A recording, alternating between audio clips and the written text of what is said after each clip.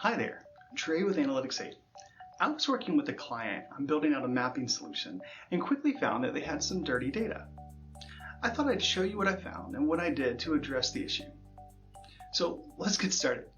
You can see in the state dropdown that there are state abbreviations, but then there are also state names that have been misspelled, extra characters have been added on, and all these other things.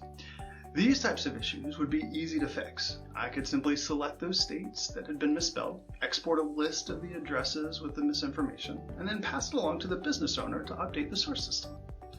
The bigger problem I saw were the random dots that were not in the US. See, this client was a church, and though far-reaching, was not likely to have members in Australia and China. Selecting the point in Australia, I noticed that the database had conflicting data. Even though the lat long placed the dot in Australia, the address was actually in the US in the state of South Carolina. Now, once again, if this was a one-off issue, the problem would be easy to fix. However, if the address was different than the lat long here, reasons that it could be off anywhere. And this map had over 11,000 points, so hand checking each was not an option. Now, lucky for me, I had a Postgres server set up to handle just this kind of issue.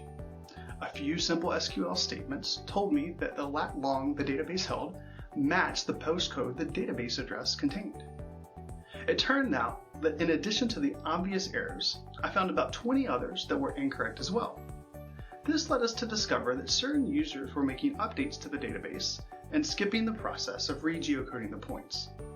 This process over time would have led to many other errors and a fair amount of money wasted on communications and marketing. Now, if you'd like to see the details of how this was done, please register for the webinar at the link in the comments. During the event, we'll do a step-by-step walkthrough of this solution and answer any questions that you have. Hope to see you then. Thanks.